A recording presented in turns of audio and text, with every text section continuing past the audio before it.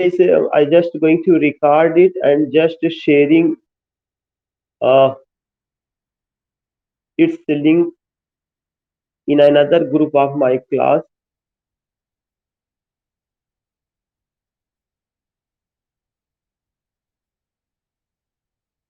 Yeah. So just I want, yeah. In the evening today, I will go with the Tempest. In the evening today, I will go with the Tempest. And today I'm going with what? Today I'm going with. Yesterday I had gone with. I think that was 12th night. 12th night in the evening I had taken. Sonali madam. हाँ हाँ हाँ हाँ. Julius Caesar morning में हुआ था. Julius Caesar morning में cover किए थे. इवनिंग में I had taken that was what, that was 12th night. And in the morning I'm going to take the pure comedy. Even morning में मैं इधर द टेम्पेस्ट को कवर करना चाहता था, लेकिन मैंने सोचा कि प्योर कॉमेडी एक मॉर्निंग में कवर करके उसकी कैरेक्टरिस्टिक्स को बात कर ली जाए. सबसे पहला मैं बेसिक पॉइंट्स आपको फिर से मैं बता दूं कि when you talk about drama, जब आप ड्रामा के बारे में बात करते हैं तो drama means what? Drama means action. It's a type of, या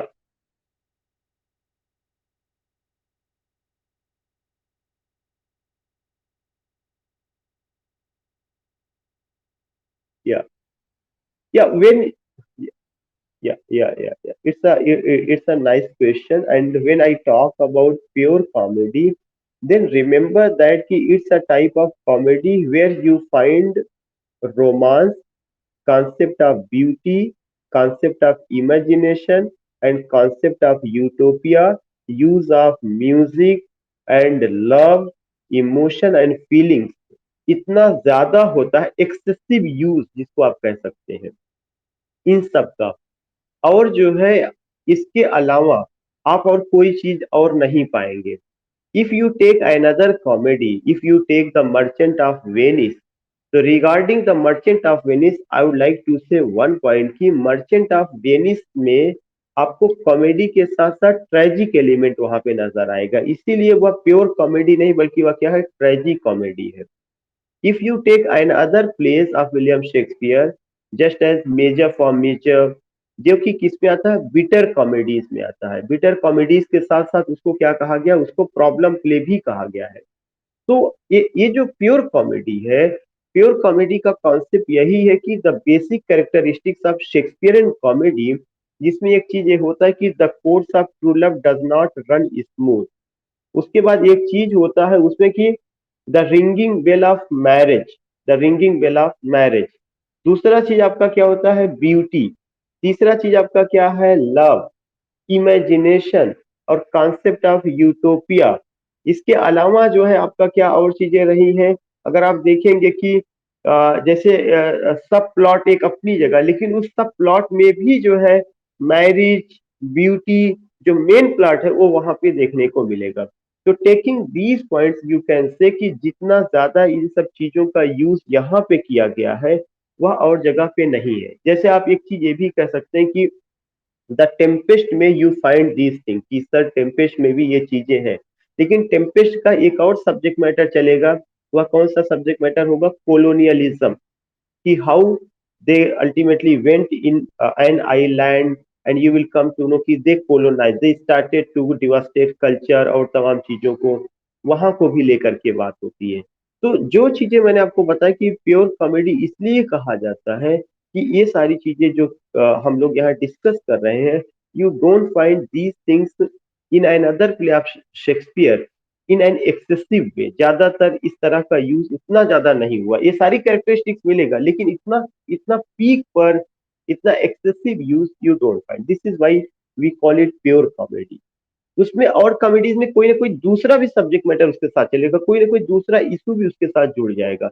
अब अगर आप द मर्चेंट ऑफ वेनिस को देखेंगे, उसमें लव भी है, उसमें ब्यूटी भी है, उसमें मैरिज भी है, लेकिन उसके साथ साथ रेशियल इशू या कम्युनल हैट्रेड फीलिंग, या आप कह सकते हैं कि ट्रायल सीन में एक ट्रेजिक एटमॉस्फेयर, शाइला का डरना, elopement, all these things you also find. ये सारी चीजें रही. तो I think you got Mithilesh ji. ये इसी वजह से हम इसको कहते हैं। अब दूसरा चीज आता है कि जब हम एज यू लाइक इट की बात करते हैं, तो हमें ध्यान में रखना कि जो एज यू लाइक इट है, इट पब्लिश इन 1599। ये 1599 ईस्वी में पब्लिश होता है। ये एक इंपॉर्टेंट पॉइंट। दूसरा जो इंपॉर्टेंट पॉइंट है कि जो एज यू लाइक इट है, इसका जो सोर्स है थॉमस लॉज का Rosalind.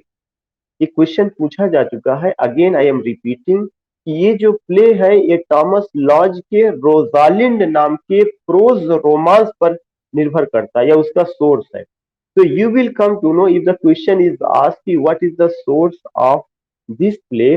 The source of this play is Thomas Lodge Rosalynde, ROSALYNDE। And what is Rosalynde? Rosalynde is a prose romance. जो रोजालिंड है वह प्रोज रोमांस है। कंफर्म हो रहा है? अब सवाल ये उठता है कि प्रोज रोमांस क्या कहा, किसको कहा जाता है? दो शब्द है, एक तो प्रोज है, दूसरा आपका क्या है? रोमांस है। प्रोज का मतलब कि जो प्रोजाइक लैंग्वेज में लिखा गया होगा वो चीज प्रोज हो गया। रोमांस का मतलब होता है कि such a thing where there is the theme of love, beauty and imagination. अगर कोई ऐसा वर्क जो प्रोज में लिखा गया हो लेकिन उसमें भी थीम ऑफ लव है, ब्यूटी है और बहुत ज्यादा इमेजिनेशन का यूज किया गया है, तो उसको क्या कहा जाएगा? उसको प्रोज रोमांस कहा जाएगा। अगर आपने देखा होगा, ऐसे ही ड्रीम चिल्ड्रन नाम का एक एसे है जो किसके द्वारा लिखा गया है? चार्ल्स लैम के द्वारा। ड्रीम चिल्ड्रन जो वो एसे है, इन that essay you also find love. किसके बीच में? जो जो एसेइस्ट है वह एलिस डब्ल्यू यंग के बारे में सोचता, अपनी बिलव के बारे में, और उसमें भी इमेजिनेशन है। मैं नहीं कहता वह प्रोज रोमांस है, मैं एक एग्जांपल दे रहा हूँ, लेकिन आपको ये जरूर लिखेगा पाएंगे कि उसको प्रोज पोएट्री कैसे कहा गया था, क्योंकि पोइट्री की सारी ब्यूटी उसमें आपको देखने को मिलती है। पोइट्री की सारी beauty you find in that essay. तो उस एसे को क्या कहा गया? प्रोज पोएट्री कैसे कहा गया। ऐसे ही अगर कोई वर्क को प्रोज में लिखा जाता है और वह रोमांस की सारी कैरेक्टरिस्टिक्स को फॉलो करता है, तो उसको प्रोज रोमांस कहा जाता है। रोमांस की कैरेक्टरिस्टिक्स क्या होती है? रोमांस की कैरेक्टरिस्टिक होती है excessive use of imagination, beauty और लव। ये तीन चीजें आपको ध्यान में रखना, अगर ये चीज आप पाते हैं तब उसको कहा जाएगा। मेरे ख्याल से ये चीज कंफर्म हो गया। तो मैं फिर से बता दूं कि in today's class we are discussing about what? We are discussing about as you like it. ये 1599 ईस्वी में पब्लिश हुआ है। It's a pure comedy and the question was asked by him, the question was asked by Mithilesh ji की what is the characteristics of pure comedy. I told you कि pure comedy एक ऐसी comedy होती है जिसमें love, beauty, concept of utopia, merry making atmosphere, ringing bell of marriage, the course of love does not run smooth, जितना भी Shakespearean comedy की characteristics है वह बहुत ही अच्छे ढंग से, बहुत एक्सेसिव वे में जो है उसका यूज किया जाता है।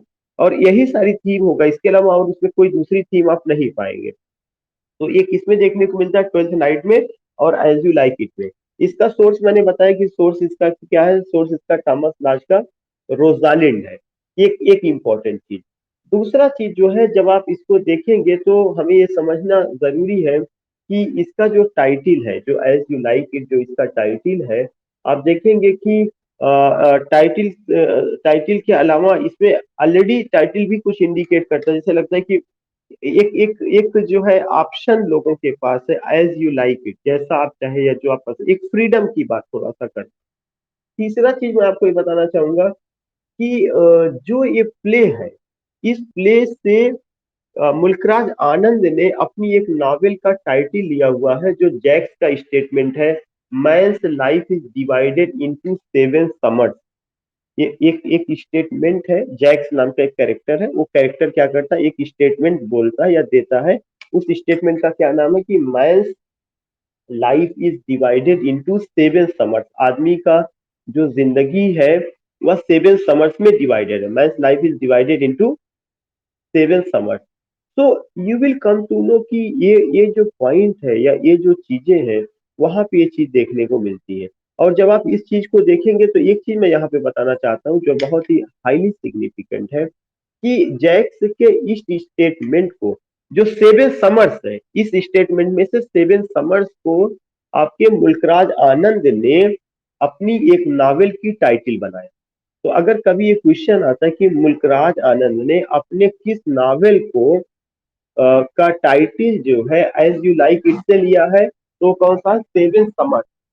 दूसरा चीज कि जो सेवन समर्स है या एज यू लाइक इट में कहाँ आता है, यह एक स्टेटमेंट है जो जैक्स नाम के कैरेक्टर के द्वारा दिया गया है, और उस स्टेटमेंट का क्या नाम है? Man's life is divided into seven summers.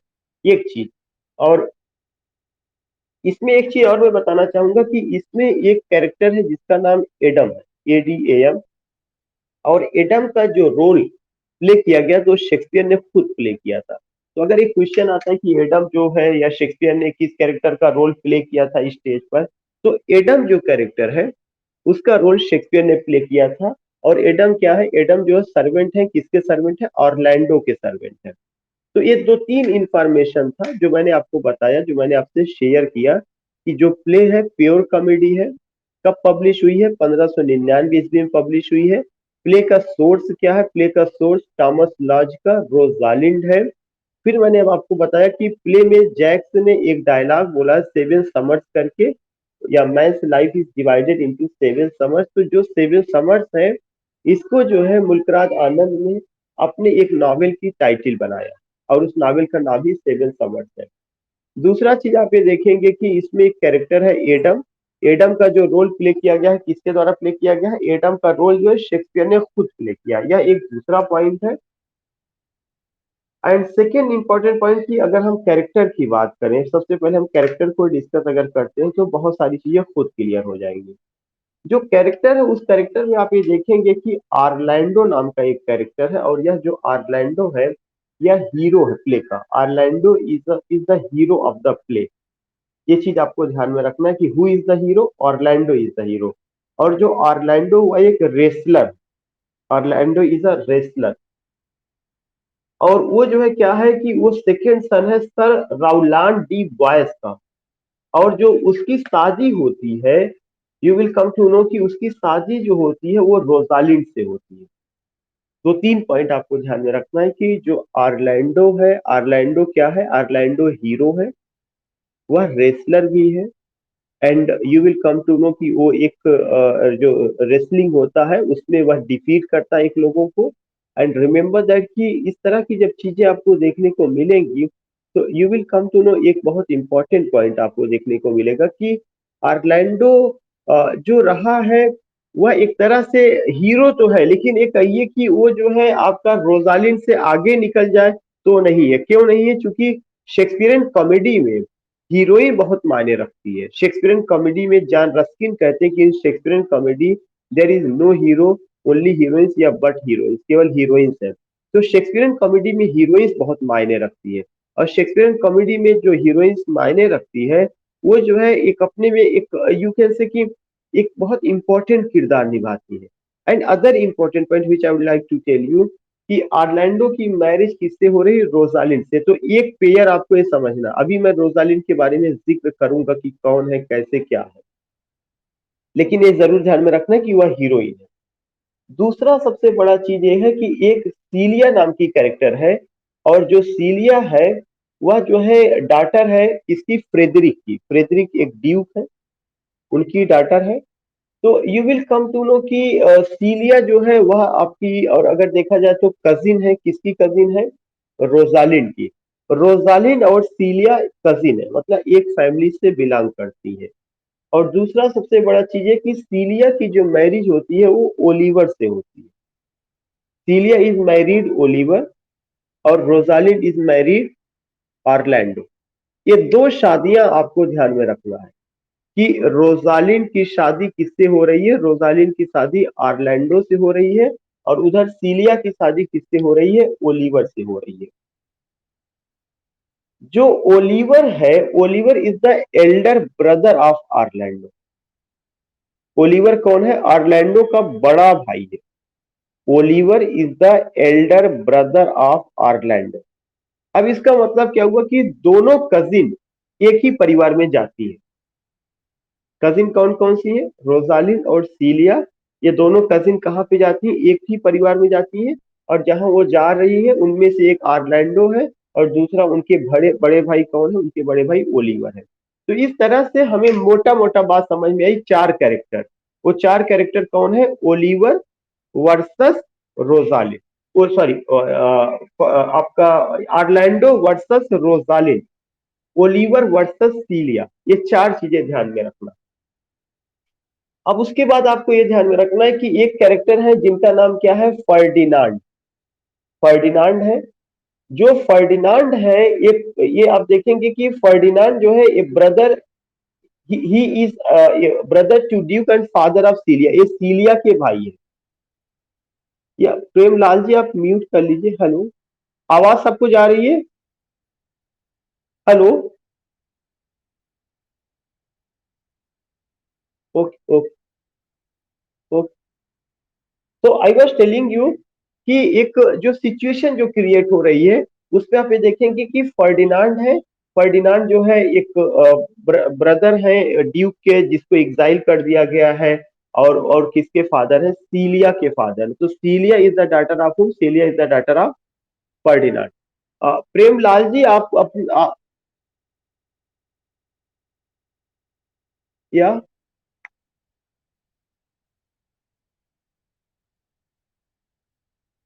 या coming to the point, but let me tell you कि प्रेमलाल जी प्लीज आप अपना कैमरा सबसे पहले म्यूट कर लीजिए। आई थिंक कि प्रेमलाल जी यहाँ कैमरा म्यूट कर लीजिए। Yeah Gopal ji, you you are asking something कि फर्डिनांड या फ्रेडरिक को लेकर के। Yeah just coming, let me do, just coming. अच्छा, दूसरा चीज ये है कि इसके अलावा जो है एक कैरेक्टर है जिनका क्या नाम है, टच स्टोन। टच स्टोन जो है नाम से भी, और आपको याद होगा कि टच स्टोन मेथड एक कॉन्सेप्ट है, किसने दिया था, मैथ्यू अर्नाल्ड ने। टच स्टोन मेथड एक कॉन्सेप्ट है जो किसने दिया था, मैथ्यू अर्नाल्ड ने। लेकिन यहाँ पे टच स्टोन आपका क्या है, यहाँ पे टच स्टोन एक कैरेक्टर है। और जो टच स्टोन है वह क्या है, मोस्ट इंटेलेक्चुअल और फिलोसफिकल कैरेक्टर है, और यह एक कॉमिक कैरेक्टर है, क्लाउन का रोल। तो इसमें जो है, जो क्लाउन का रोल किया है वो कौन किया हुआ है, टच स्टोन ने किया हुआ है। दूसरा चीज की जो टच स्टोन है, इनकी शादी जो होती है वह आड्रे से होती है, AUDREY। मैं फिर यहां से बता दूं कि अभी तक प्ले में आपको तीन जोड़े मिले। एक सबसे पहला जोड़ा जिसका मैंने जिक्र किया था वो कौन है, रोजालिन। और रोजालिन की शादी जो हुई है वह किससे, आर्लैंडो से हुई है। दूसरा जिक्र मैंने किया था सीलिया, सीलिया की जो मैरिज हुई है ओलिवर से हुई है। तीसरा जिक्र मैंने आपसे किया टच स्टोन, टच स्टोन की मैरिज किससे हुई है, आर्डरे से हुई है। ये तीन चीजें आपको ध्यान में रखना है। उसके बाद जो है एक कैरेक्टर है जैक।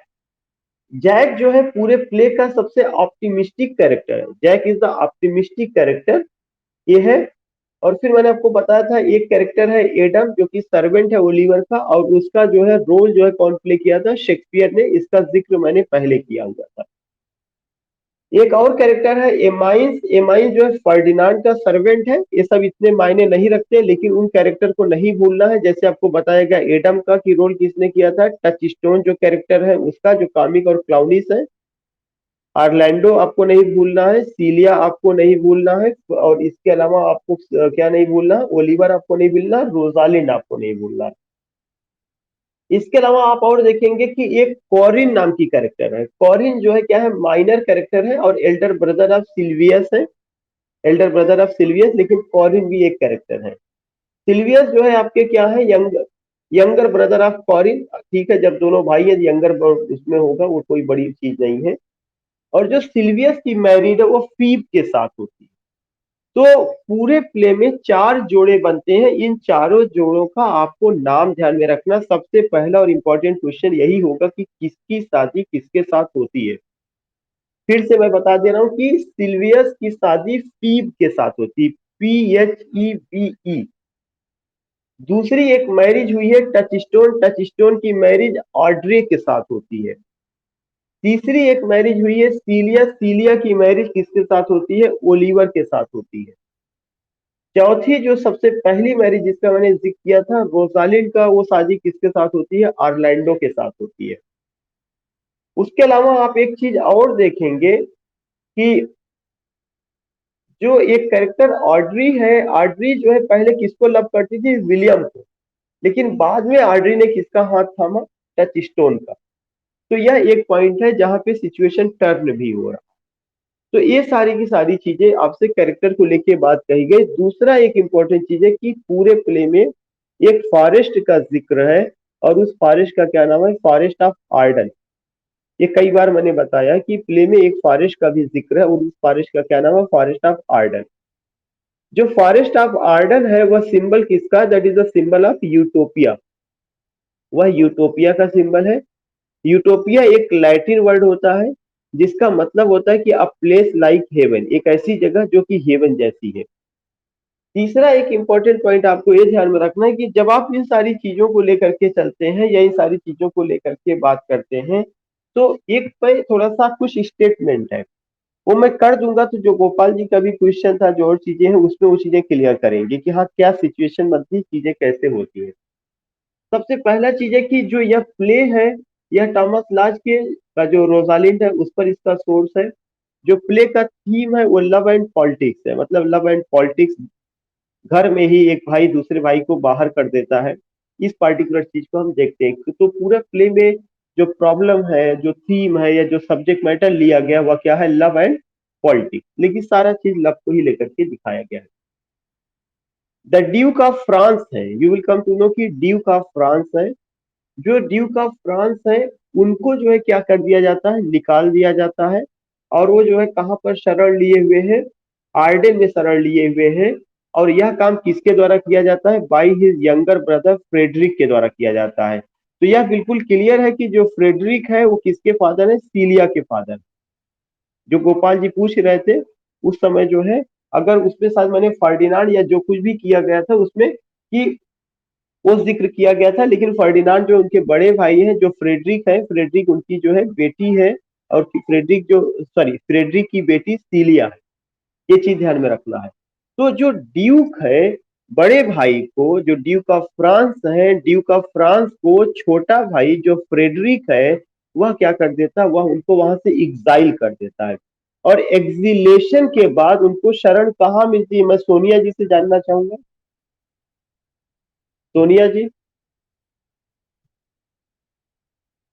एक्सिलेशन के बाद where did he get shelter?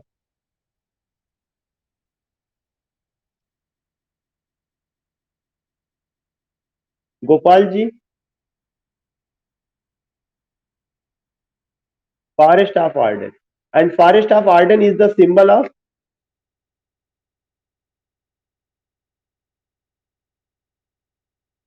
Utopia. And the word utopia came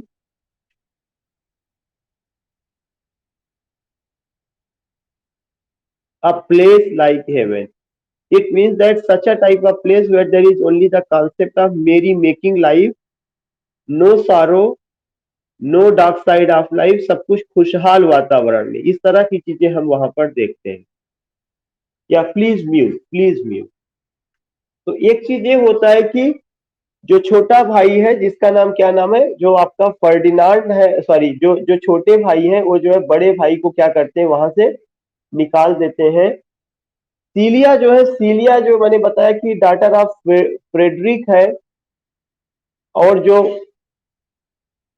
Rosalind है वह जो है क्या है कि सीलिया की कजिन है। इसका मतलब कि वह बड़े भाई जो ड्यूक रहते हैं उनकी बेटी होती है। तो in this way you will come to know कि दोनों बहनें जो दोनों कजिन है वे अपने उसी जगह पर जो है वे क्या करती हैं? उसी एक कोर्ट में एक रेसलिंग मैच देखती रहती हैं। और ये रेसलिंग, इसी रेसलिंग मैच में आर्लैंडो आए हुए हैं। सीलिया, और सीलिया के साथ साथ और कौन है? रोजालिंड। दोनों क्या करती है? कोर्ट में एक रेसलिंग मैच की वे विटनेस होती है, जिसमें वे देखती हैं कि आर्लैंडो आए हुए, और आर्लैंडो डिफीट्स अ पावरफुल रेसलर। वो जो है एक पावरफुल रेसलर को क्या करते हैं? डिफीट कर देते हैं। ये चीज हमें देखने को मिलता है। You will come to know कि जो रोजालिंड है, रोजालिंड लव्स आर्लैंडो। और ओलिवर जो है क्या है कि but Oliver the cruel Elder brother of Orlando has driven him out.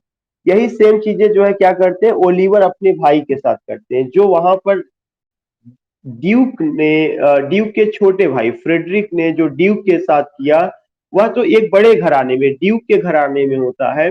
लेकिन ऐसी ही घटना किस घर में होती है? सेम ऐसी ही घटना ऑरलैंडो और ऑरलैंडो के साथ साथ उनके जो बड़े भाई हैं उनके बीच में होती है। ऑरलैंडो को भी बाहर कर दिया जाता है, किसके द्वारा? ओलिवर के द्वारा कर दिया जाता है। तो ये चीज हम देखते हैं कि दो घटना एकदम एक रूप में चल रही है। उसके बाद आप ये चीज देखेंगे कि रोजालिंड जो है डिस्गाइज फॉर्म में आती है, और वह जो है क्या करती है कि एक मैन का रूप धारण करती है। उस मैन का नाम है गेनी मीड। यह एक इंपॉर्टेंट क्वेश्चन है। रोजालिंड डिस्गाइज फॉर्म में आती है और मेल का रूप धारण करती है। वह जो रोल धारण करती है किसका? गेनी मीड का। GANYMEDE, गेनी Mead.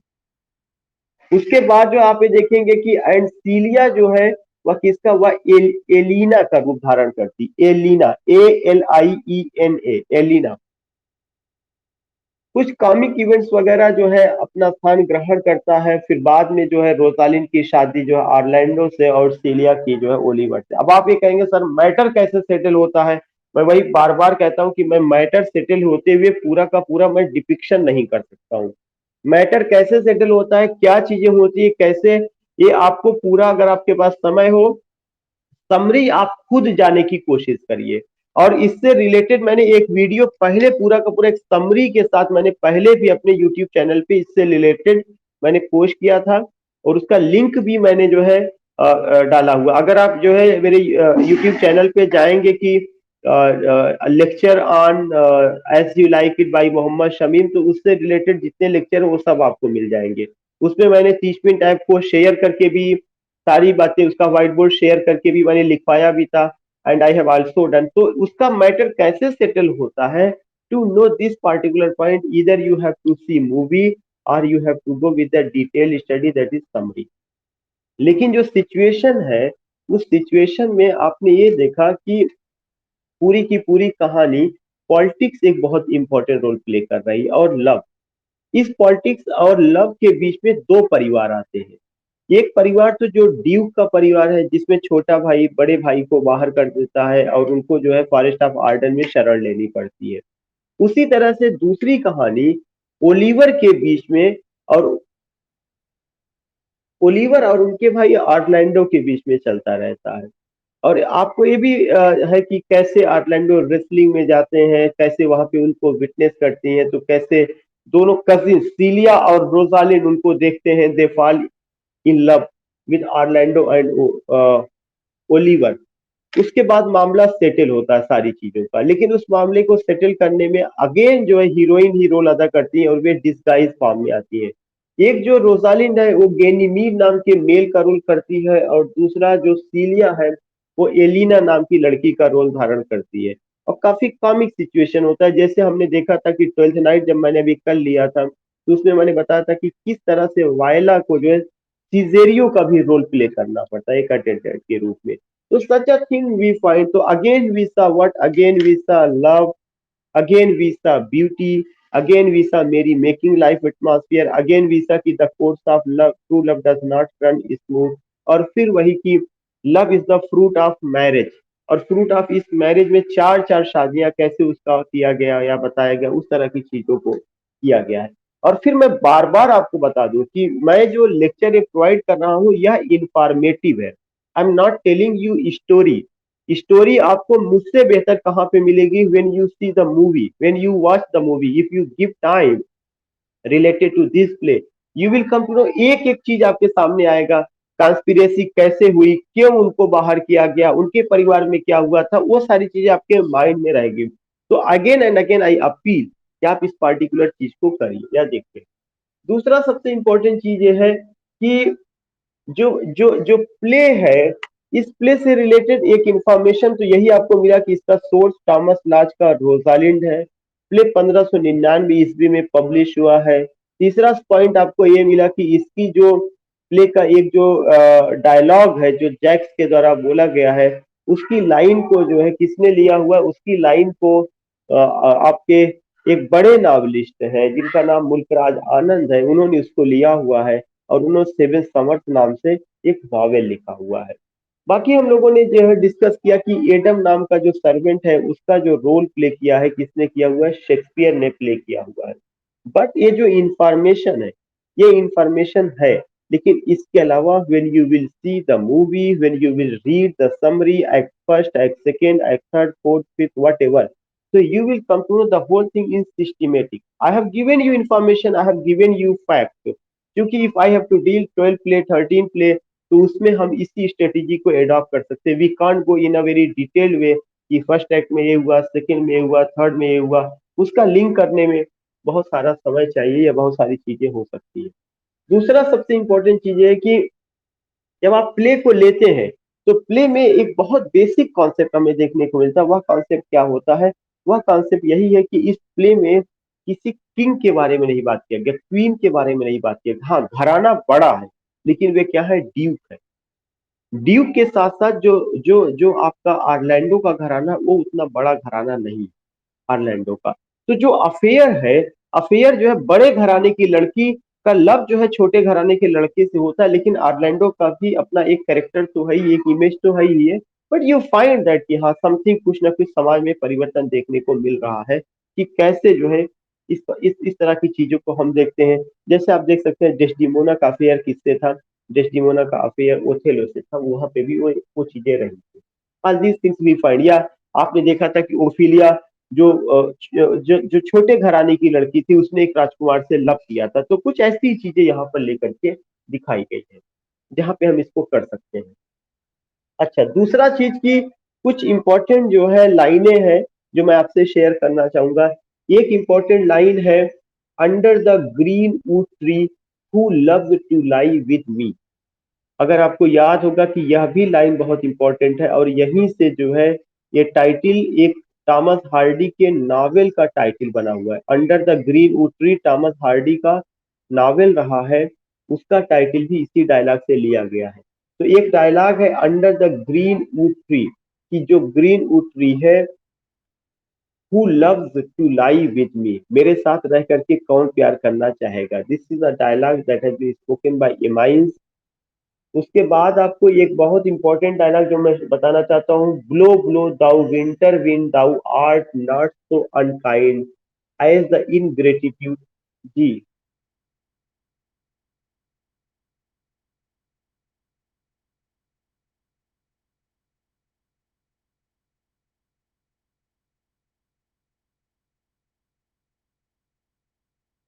मैडम, मैडम देखिए, उसको एमाइंस ने बोला है अगर आपके पास जो है सेकेंड एडिशन किताब होगी, सेकेंड एडिशन वाले में, सेकेंड एडिशन वाले में किताब में जो डायलॉग जिसने बोला है वह उसके सामने लिखा गया था. थर्ड एडिशन में ये चीज जो है थोड़ा सा, अब चाहे कहिए कि जो टाइपिस्ट था उसने थोड़ा सा वो कर दिया, इस वजह से नहीं रहा है. दूसरा चीज मैंने आपसे कहा कि जो डायलॉग जो बोला है मैं उसका जिक्र कर रहा हूँ, लेकिन ये सारा चीज मैंने टीचमेंट ऐप पे व्हाइट बोर्ड शेयर करके एक एक लाइन लिखवाई है और उसके सामने ये भी मैंने बोला है कि ये चीज किसने कहा हुआ है. तो अगर आप जो है इससे रिलेटेड जो और वीडियोस है यूट्यूब चैनल पे, वहां पे जा करके आप देखेंगी तो पूरी लाइन को एक्सप्लेन भी किया गया है. जो हमारा पुराना बैच था जिसमें सोनाली मैडम थी, आप बीच में नहीं थी वहां पे, उसमें ये चीज पूरा एक्सप्लेन किया गया था कि ये चीज किसने बोला हुआ है. वहां से ये चीजें आप कर सकती है, कवर कर सकती है. हाँ, और इसके बाद भी मैंने कहा है कि इसके बाद भी मैं एक सेशन जो है शेक्सपियर के ड्रामा के जितने इंपॉर्टेंट डायलॉग है उसको मैं लूंगा एक सेशन. क्योंकि वो जो पार्टिकुलरली जब लूंगा तो उसका एक्सप्लेनेशन, उसका चीजें उस तरह से करेंगे, फिर उसमें केवल वही डायलॉग रखेंगे जो इंपॉर्टेंट डायलॉग है, जो पूछने लायक है. तो एक चीज तो ये ध्यान में रखना है कि blow blow thou winter wind, यह एक इंपॉर्टेंट डायलॉग है जो किसने कहा है? जैक ने. और ये लाइन कई बार पूछी जाए. ये सिंपल सा ये पूछा गया कि blow blow thou winter wind यह कहाँ से लिया गया है. ये नहीं पूछा गया कौन बोला है, ये कहाँ से लिया गया है. एज यू लाइक इट से. उसके बाद एक है जो इंपॉर्टेंट डायलॉग है जो रोजालिन कहती कि good wine needs no bush. Good wines को किसी तरह के बुश की जरूरत नहीं पड़ती. Good wine needs no bush. ये बात किसने कही? रोजाली. अब आप कहेंगे good wines needs no bush, इसका क्या मतलब है? इसका जो एक्सप्लेनेशन है कि good wines need no bush. जी प्रेमलाल जी, आवाज जा रही है मेरी? प्रेमलाल जी, आवाज जा रही है? आपकी तो आवाज मुझे आ रही है। नेटवर्किंग इशू आपके साइड में होगा, नेटवर्किंग इशू होगा। आप म्यूट कर लीजिए, आप म्यूट कर लीजिए, नेटवर्किंग इशू होगा। ये लेक्चर रिकॉर्ड हो रहा है, आपको मिल जाएगा, परेशान ना होइएगा, पूरा लेक्चर रिकॉर्डेड है, जो चीजें नहीं सुन पाए आपको मिल जाएगा। तो एक चीज जो बात की जाए कि good wine needs no bush, कि किसी भी अच्छी वाइन को जो है किसी बुश की जरूरत नहीं होती। अगर आप कहेंगे बुश, तो बुश का मतलब हम सारे लोग जानते हैं कि झाड़ियां। इसका मतलब यहाँ पे वो सिंबॉलिक वे में कहते हैं कि जो भी गुड वाइन है वो जो है, आप गुड वाइन का मतलब केवल वाइन से नहीं, वो सिंबॉलिक वे में आप समझिए कि गुड वाइन जो है वह चीजें जो है कहीं पर भी होगी, चाहे वहां पे बुश वगैरह क्यों ना हो, वो ऑलरेडी जो है निकल करके आएंगे। मतलब जो टैलेंट है वह कहीं ना कहीं निखर करके आएगा, वह किसी भी सिचुएशन में आएगा। उसकी हिफाजत के लिए किसी की जरूरत नहीं है जो है। जैसे अगर जो है गुलाब है, गुलाब में कांटे जरूर है, लेकिन वो ऑलरेडी क्या होता है, ब्लूम करता है। तो यू डोंट नीड कि वहां पे फ्लावर नहीं होगा, होगा, दैट विल कम। उसके अलावा जो है एक और इम्पोर्टेंट चीज है, beauty provoke thief sooner than gold. बहुत ही इंपॉर्टेंट डायलॉग है, ये भी रोजालिन का है। रोजालिन कहती कि ब्यूटी प्रोवोक, जो ब्यूटी होती है यह आदमी को प्रोवोक करती है, एक्साइट करती है। खूबसूरत चीजें हमेशा मेल को उत्तेजित करती हैं, और वे उसको चुराना चाहते हैं, थीव्स वे उसको जल्दी चुराना चाहते हैं देन गोल्ड। कि लोग ब्यूटी को गोल्ड से ज्यादा महत्व देते हैं, गोल्ड से पहले उसको चुरा लेना चाहते हैं। Beauty provokes thieves sooner than gold. कितना कंफर्म हो रहा है कि जो मेल है वो कहीं ना कहीं थीफ होता है, और मेल जो है क्या करता है, male gives value to what, male gives value to beauty rather than gold. वो गोल्ड से भी पहले ब्यूटी को चुराना चाहेगा। उसके बाद एक रोजालिन का डायलॉग है कि time is the old justice that examine all offenders and let try time. Time जो है क्या है, ओल्ड जस्टिस है, हमेशा समय ने न्याय किया है, समय न्याय करेगा, और हमें समय का इंतजार करना चाहिए, और समय सारे घावों को भर देता है। एक और बहुत इंपॉर्टेंट चीज है, रोजालिन का ही है, fortune reigns in gift of the world. करें कि fortune reigns in gift of the world, not in the alignment of nature. जो फॉर्च्यून है, जो भाग्य है, रेन्स इन गिफ्ट, वह अगर देखा जाए, अगर किसी को उपहार स्वरूप मिल जाए, फॉर्च्यून रेन, अगर किसी को सिंहासन या राज करना उपहार स्वरूप मिल जाए ऑफ द वर्ल्ड, वर्ल्ड में, तो वो समझिए कि अपने में जो है बिल्कुल एक अलग नेचर का आदमी होता है। तो fortune reigns in the gift of the world, not in the lineament of nature. Now एक इंपॉर्टेंट डायलॉग जैक्स का है, जो कई बार पूछा गया है कि all the world is the stage and all the men and women mere players. ये जैक्स का डायलॉग है कि जो वर्ल्ड है यह एक स्टेज है, और जितने मेन और वीमेन है वे सबके सब क्या है, प्लेयर्स हैं। ये जैक्स का डायलॉग आपको ध्यान में रखना है। उसके बाद है एक और जो इंपॉर्टेंट डायलॉग है कि men are April when they woo, when they ऊ। करें कि मेन जो है बिल्कुल अप्रैल के समान होते हैं, when they woo, when they love, December when they wed, और जैसी ही उनकी मैरिज होती है वे दिसंबर में बदल जाते हैं। तो एक बहुत बड़ा कमेंट है कि when they are in love they show that they are like April, क्योंकि अप्रैल जो है वहां पे इम्पोर्ट मायने रखता है, वहां पे बसंत का समय होता है अप्रैल का। तो यह एक डायलॉग है कि आदमी की जब तक शादी नहीं होती, जब तक वे लव करते रहते हैं, वे अप्रैल जैसे होते हैं, जैसी उनकी मैरिज होती है वे दिसंबर में बदल जाते हैं। तो एक सटायर है, बड़ा सटायर है। एक और इम्पोर्टेंट डायलॉग है, maids are May when they are made by, but the sky change when they are white। ये भी एक डायलॉग बहुत इंपॉर्टेंट है, मेट्स आर मे, जो जो जिनकी जिन लड़कियों की शादी नहीं हुई है वे मे जैसी है, मे भी वहां स्प्रिंग का सिंबल होता है। When they are maid, maid जो है एक तरह से जब तक वे मेड है तब तक वे जो है किसके जैसी, मई महीने जैसी है। लेकिन जो है जैसे ही वे वाइव्स बनती है, जैसे ही उनकी मैरिज हो जाती है, वे जो है आसमान की तरह चेंज हो जाती है। But the sky change when they are wife. Sky change का मतलब कि यू फाइंड दैट कि जो एक बेयर स्काई था, खुला आसमान जो मई के महीने में होता है, उसमें थंडरिंग और लाइटिंग भी हो जाती है, तो such a thing we find. So these were the important dialogues, these were the important things which I shared with you, which I discussed with you, and hope कि आप इसको करेंगे. कल हम जो है उम्मीद यही करते हैं कि एक दो प्ले अभी और जो शेक्सपियर के हैं उसको कराएंगे, उसके कराने के बाद फिर मैं ओरल टेस्ट पर आऊंगा. अब सबसे पहले जितने भी शेक्सपियर के प्ले हैं जो भी 12-13 डिस्कस करना है उसको पहले डिस्कस कर लिया जाए. इवनिंग में हम द टेम्पेस्ट को डिस्कस करेंगे, और कल जो मॉर्निंग होगा उस मॉर्निंग में अगर हम लोग चलेंगे तो एंटनी और क्लियोपेट्रा, रोमियो और जूलियट, इस तरह के प्ले को उठाएंगे. ठीक है.